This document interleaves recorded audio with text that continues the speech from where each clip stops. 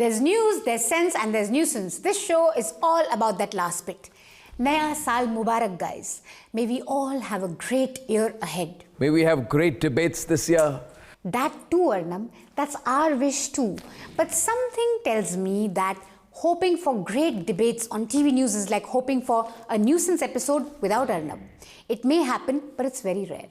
20 minutes later. No, 1 second. Majoritarian? You call me majoritarian? By that version, Naftali Bennett is a majoritarian. I'm sorry. You will not use that word. You will not use that word ever. I really hoped that your wish for New Year's would have lasted more than 30 minutes, Arnab.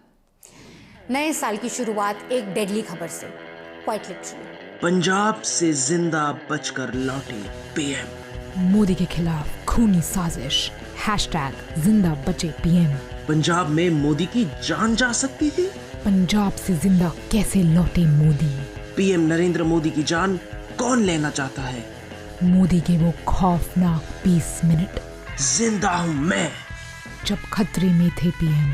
Hindu खतरे में है इस 2021 यार। 2022 में साक्षात हमारे आदरणीय मोदी जी खतरे में हैं।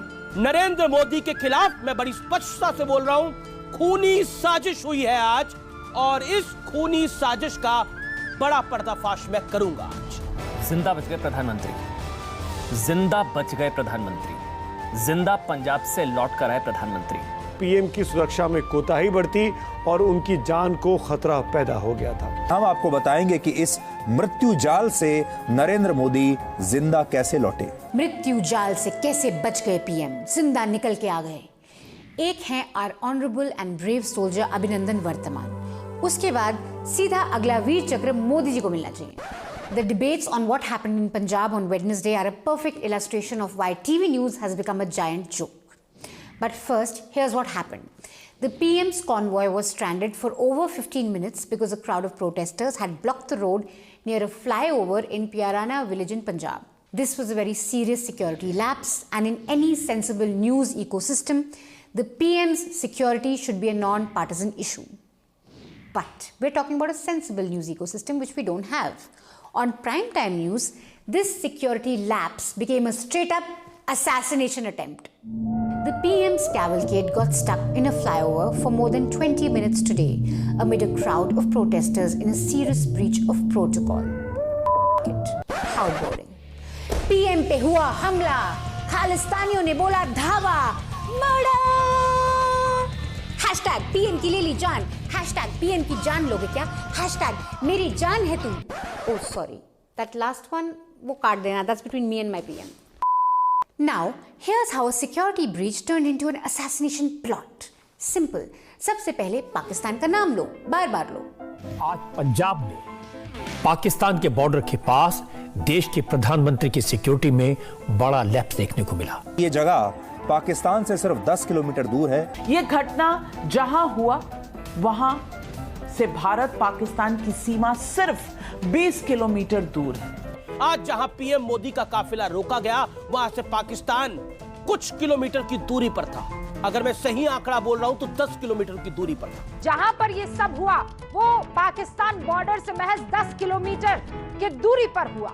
20 kilometers from the Pakistan border today have sent shockwaves across the country. Now that you've established that Pakistan was 10 or 20 kilometers away, you can throw away all balanced facts and fairness and enter the world of कुछ भी हो सकता है journalism. मतलब होने को तो कुछ भी हो सकता था। अगर उस 20 मिनट के दौरान खुदा न खास्ता कोई अनहोनी हो जाती तो उसका जिम्मेदार कौन होता? एक ऐसा मौका जहां कुछ भी हो सकता था, और इन 20 मिनट में कुछ भी हो सकता था। इन 20 मिनटों में कुछ भी हो सकता था। नरेंद्र मोदी पर किसी भी तरफ से हमला हो सकता था। ये कुछ भी हो सकता है। आज जब प्रधानमंत्री का काफिला 20 मिनट तक एक फ्लाईओवर पर फंसा रहा, तो आसपास मौजूद सैकड़ों लोगों ने अपने मोबाइल फोन से उनका वीडियो शूट किया। बड़ी बात यह है कि इतनी पास से कोई उन्हें असलियत में भी शूट कर सकता था। अगर लोग मोबाइल फोन से पीएम का वीडियो शूट कर रहे हैं, तो उन्हें असली में भी तो कोई शूट कर सकता था। For normal people, this is a photo shoot. In Sudhir's world, this is what a photo shoot looks like. यार Modi ji such a photogenic leader. I mean he is so camera friendly. कहीं गलती से उन्होंने तुम्हारा ये शो देख लिया तो उनको अपनी फेवरेट एक्टिविटी त्यागनी पड़ेगी. Smiling for the photo shooting camera. If Sudhir was in the business of journalism, he would have given us facts to support his PM could have been shot theory. But since he's not anywhere close to journalism, he gives us more kuch bhi theories. सोचिए इन इमारतों में अगर कोई आतंकवादी छिपा होता, हमलावर छिपा होता, कोई शार्प शूटर छिपा होता तो फिर क्या होता? कुछ भी हो सकता था. शार्प शूटर भी खड़ा हो सकता था. होने को तो कुछ भी हो सकता था. TV9 का महामानव या ABP का यति भी वहां खड़ा हो सकता था. Of course, भीमा कोरेगांव और Naxals have to make an entry. चिट्ठी में यही लिखा था कि ऐसे ही एक दिन सड़क पर घेर कर उनकी हत्या की जाएगी. और जो किसान आंदोलन है उसमें नक्सली कैसे घुसे हुए हैं ये बात किसी से छिपी हुई नहीं है. हाँ भाई, ये तो बिल्कुल एक कॉमन फैक्ट था. मतलब एवरीवन न्यू अबाउट दिस. और मोदी जी ने नक्सल्स की बात मान ली फार्म लॉ रिपील करके. Anti national. The claim Sudhir has made is contested. There have been serious allegations of this letter being planted and fabricated, but such minor details don't matter to Sudhir. Here's some more sensational facts. तो हमसे तो पाकिस्तान बेहतर निकला कि हमारे अपने पंजाब में हम अपने प्रधानमंत्री के लिए एक रास्ता नहीं खोल सकते, अपने प्रधानमंत्री को एक सेफ पैसेज नहीं दे सकते अपने ही देश में.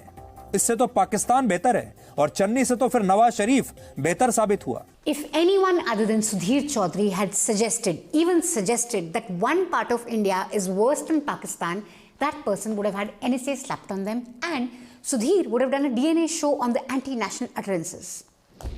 पर क्या करें, अल्लाह मेहरबान तो गदा पहलवान. अल्लाह बोल दिया. ये सारी कवरेज देख के हमारी न्यूसेंस टीम को लगा कि क्या करते हो चूतिया. नहीं, वो नहीं लगा. हमें ये लगा कि how would these guys cover regular everyday events. Good day. Oh God, what is this wire? ये साजिश बेनकाब हुई मनीषा को जान से मारने की एक तार के जरिए, यानी वायर. क्या इसमें वायर का हाथ है? लायर वायर जो मशहूर है ऐसी साजिश के लिए, ऐसे वायर से ऐसे करके उल्टा टांग के भाले से मार देती हैं. जरूर इसमें वायर का हाथ है. आपका क्या कहना है इसके बारे में? कुछ. You don't know anything. Wire का ही हाथ है.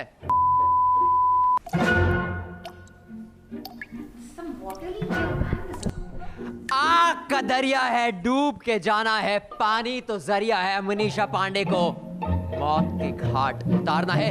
मनीषा पांडे को डुबाने की साजिश हुई है. ऐसे ही पानी टपकता, just let me do my reporting. पानी यूं ही टपकता रहा 56 साल तक तो ये पूरा पानी से भर जाता. क्या आपको स्विमिंग आती है मनीषा पांडे? हाँ आती है, लेकिन जरूरत नहीं पड़ती. किसका हाथ है इसके पीछे? आपको डुबाने की साजिश जो है, डुबाने की साजिश के पीछे किसका हाथ है? वो जानते हैं कि आपको स्विमिंग आती है? I'm speechless.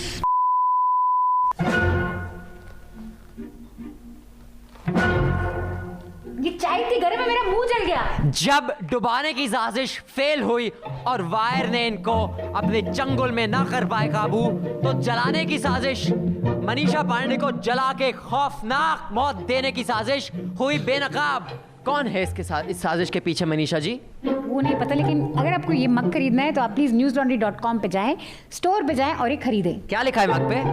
आपको पता है? करारे चले, करारे ले. Many of our primetime diggers followed the same script. Let's get this straight. The PM being stranded on a flyover for about 20 minutes is a security lapse, and the Congress state government, the state police, and the Special Protection Group or SPG in charge of PM security has much to answer for. According to a report in the Indian Express, the PM decided to make his way on road from the airport in Bhatinda to Husainwala Martyrs Memorial in Firozpur because of bad weather at 11 am. This change of plan was communicated to Punjab government and police, so his route should have been cleared off. At around 1, the PM's cavalcade got stuck on a flyover where members of the Bharatiya Kisan Union Krantikari were protesting against BJP workers headed for the PM's rally. In fact, you can even spot a few BJP flags in the protesting crowd around the PM's cavalcade. Of course, Amish took even this to the kuch bhi ho sakta tha realm of journalism. जिसको कुछ कांग्रेस के नेता tweet कर रहे हैं, वो कह रहे थे कि बीजेपी का झंडा वहां पहुंच गया। मेरा सीधा सवाल ये है कि भारतीय जनता पार्टी का झंडा पहुंच गया, वो भारतीय जनता पार्टी का झंडा नरेंद्र मोदी की गाड़ी तक कैसे पहुंच गया? ये सवाल इसलिए है क्योंकि राजीव गांधी को भी जो लेडी मारने आई थी वो फूलों की माला ही लेके आई थी, वो मुर्दाबाद के नारे नहीं लगा रही थी। इसीलिए उन लोगों की मानसिकता पे मुझे शक होता है, हम किसका बचाव कर रहे हैं? मतलब होने को तो कुछ भी हो सकता है।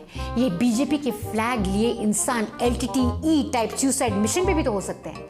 पीएम अपना प्लान 11 बजे चेंज करे और आतंकवादी 1 बजे तैयार हो जाए सुसाइड बेल्ट के साथ। Back to the main issue at hand. It's clear that there were gaps in police response, and the Punjab police and the Punjab government need to answer why protesters weren't removed. If the plan was communicated on time, then why weren't measures taken to remove the blockade on priority, or why wasn't an alternate route planned? And why did the police allow protesters to stop people from attending a BJP rally in the first place? Last we checked, we're a democracy. But all this does not prove that there was a khuni sazish against the PM. We literally have no evidence to support this statement apart from BJP making such allegations and BJP's primetime bhopus relaying it. आखिर ये कुछ भी हो सकता है वाली journalism का मकसद एक ही है, आपको असली फैक्ट्स और लॉजिक और क्वेश्चनिंग से दूर ले जाके आपका ध्यान भटकाए रहे हैं। बट सवाल तो बनता है, what is the fountain head of this कुछ भी हो सकता है type theories that cropped up? This. Officials at Bhatinda Airport tell ANI that PM Modi on his return to Bhatinda Airport told officials there, अपने CM को thanks कहना कि मैं भटिंडा एयरपोर्ट तक जिंदा लौट पाया। अननेम्ड ऑफिशियल्स ने एयरपोर्ट अथॉरिटी के कुछ अननेम्ड ऑफिशियल्स को कुछ बोला, उन अननेम्ड ऑफिशियल्स ने फिर ANI के अननेम्ड रिपोर्टर को कुछ बोल दिया। मोदी जी कुछ बोलना था तो ANI को सीधा ही बोल देते कैमरा पे आके, इतनी तो दोस्ती होगी आपकी। The idea of creating all this noise is that there are no specifics that anyone can talk of. Any source from anywhere says anything to anyone and then anything goes. Do we know if the PM actually said this? And if he did, shouldn't we ask if it was appropriate for PM to make this quite apparent sarcastic type comment instead of hauling up those responsible for his security? None of us can even ask these questions because no one even knows if this was said or not. But prime time में ये सब चलता है because prime time has become a vehicle where the front and the driver seat is occupied by political agenda and partisanship, and the back seat is occupied by advertisers riding the gravy train, and this vehicle is riding roughshod over you, the viewer. In all of this, none of these anchors even touch the issue of hundreds of Muslim women being auctioned on online app as means to humiliate, intimidate and silence them. Vocal journalists, activists and public figures were part of this list. इनसे तो हमें ज़्यादा उम्मीद नहीं थी, but even women TV news anchors did not touch on this issue. Na Navika, na Anjana. Till Wednesday, none of them covered this. Rubika did a 1-minute news break on the arrest made in the case. No debates, no discussions. मुझे गुस्सा आता है। Online harassment and targeting of Muslim women पे भी थोड़ा गुस्सा आना चाहिए था ना रूबिका जी? An alleged network of radicalized youth targeting Muslim women online is a serious cause of worry because it doesn't take much for this online targeting to turn into offline violence. You can read our report and listen to our podcast that features some of the women who were targeted in this case. Is there a pattern behind all of this, Arshi? Were there earlier attempts at intimidation through online trolling? It is a targeted attempt to harass basically Muslim women. So this hasn't happened the first time. If not on this auctioning app, earlier like on Instagram or on Twitter.